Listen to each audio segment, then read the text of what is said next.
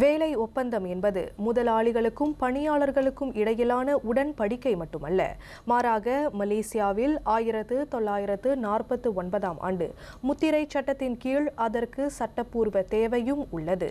முறையான முத்திரையிடல் இல்லாமல் வேலைக்கான இந்த ஒப்பந்த ஆவணங்கள் நீதிமன்றத்தில் ஏற்றுக்கொள்ளப்படாது.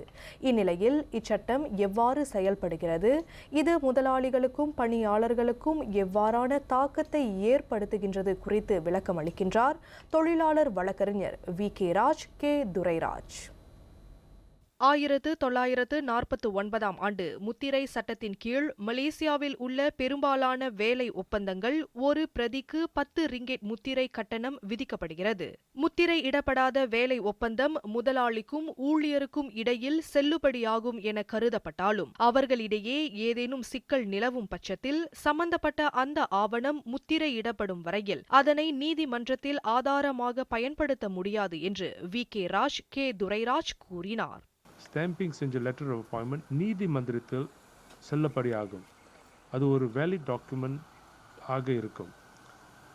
ஒரு முதலாளிக்கும் தொழிலாளிக்கும் தகராறு ஏற்பட்டால் அந்த கோர்ட் கேஸில் ஸ்டாம்பிங் செஞ்ச அக்ரிமெண்ட் மட்டும் ஏற்றுக்கொள்ளப்படும். இச்செயல்முறை நிர்ணயிக்கப்பட்ட காலகட்டத்திற்குள் மேற்கொள்ளப்படாத பட்சத்தில் அதன் தாமதத்தை பொறுத்து அபராதம் விதிக்கப்படும். ஒப்பந்தம் கையெழுத்திடப்பட்ட நாளிலிருந்து 30 நாள்களுக்குள் முத்திரையிடப்படுவதை முதலாளிகள் உறுதி செய்ய வேண்டும் என்று அவர் விவரித்தார். அதேவேளையில் இம்முத்திரையிடல் இரு தரப்பினருக்கும் நன்மை பயக்கும் வகையிலே அமையும் என்று அவர் மேலும் குறிப்பிட்டார். ஸ்டாம்பிங் செய்தால் income tax department of Malaysia வரி பணத்தை உறுதி செய்ய முடியும். இந்த வழியில் முதலாளி தொழிலாளி வரி பணத்தை சப்மிட் பண்ணாங்களா இல்லையா கவனிக்க முடியும். இந்த வழியில் அரசாங்கத்தை முதலாளி ஏமாற்ற நினைச்சால் LHDN கண்டுபிடித்திடலாம். இந்த வகையில் முதலாளிக்கும் தொழிலாளிக்கும் நல்லது. ஏனென்றால் இரண்டு பேரும் tax law and labour law சட்டத்தை கம்ப்ளை பண்ணுவாங்க.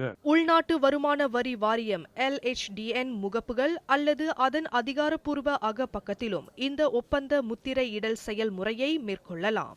வேலை ஒப்பந்தம் முத்திரையிடப்படுவது சாதாரண ஒன்றாக தோன்றினாலும் அதற்கு குறிப்பிடத்தக்க சட்ட முக்கியத்துவம் உள்ளது என்பதை அனைவரும் அறிந்திருக்க வேண்டும் என்று வி.கே. ராஜ் வலியுறுத்தினார்.